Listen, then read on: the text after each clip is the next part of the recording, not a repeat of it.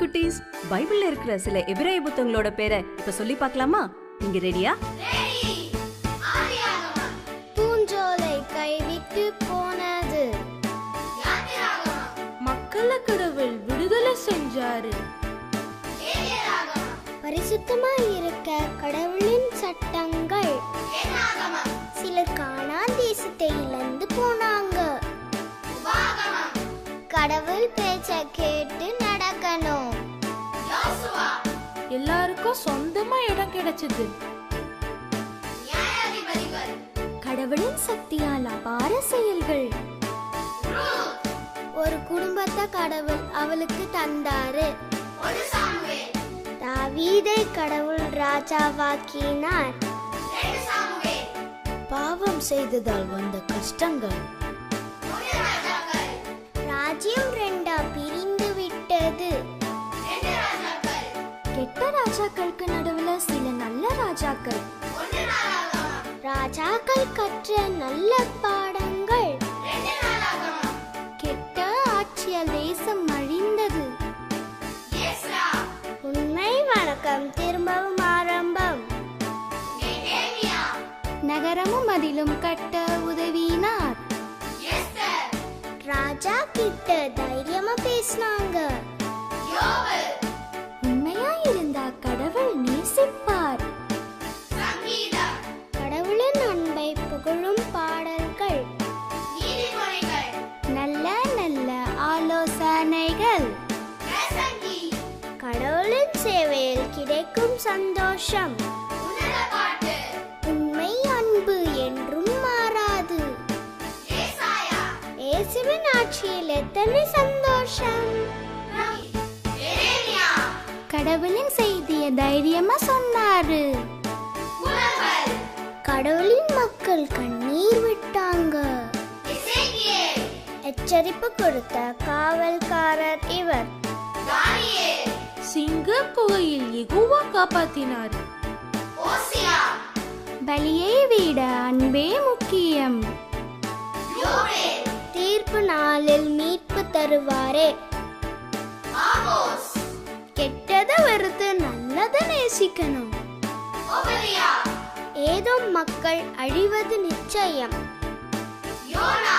யோனாவை திருத்த மீனை அனுப்பினார். நல்லது செய்யணும் யெகோவா சொல்றாரு. நினிவே பற்றிய தீர்க்க தரிசனம். யெகோவாவின் நாள் வந்தே தீருமே. யெகோவாவின் மகா நாள் சீக்கிரம் வருமே.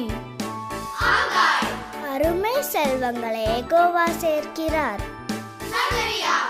இயேசுவை பற்றிய தீர்க்க தரிசனம். இயேசுவின் ஊழியம் பற்றி சொன்னாரே. ஓகே குட்டீஸ், பைபிள்ல இருக்கிற கிரேக்க புத்தகங்களோட பேரை இப்ப சொல்லி பார்க்கலாமா? நீங்க ரெடியா? இயேசு பூமிக்கு வந்து கற்றுக் கொடுத்தாரு. இயேசு செய்த அற்புத செயல்கள். இயேசு சொன்ன கதைகளின் பாடங்கள். லாசரு திரும்பவும் உயிரோடு வந்தாரு. பூமி முழுக்க நற்செய்தி சொன்னாங்க. எல்லாருக்கும் கடவுள் இரக்கம் காட்டாரு. அன்பை பற்றி கற்றுக்கொள்ளலாம். மன்னிச்சு மறந்தா கடவுளுக்கு ரொம்ப பிடிக்கும். எப்போதுமே நல்லதை செய்யணும். நல்ல குடும்பம் இப்படி இருக்கணும். நல்லதையே நாம் எப்பவும் யோசிக்கணும்.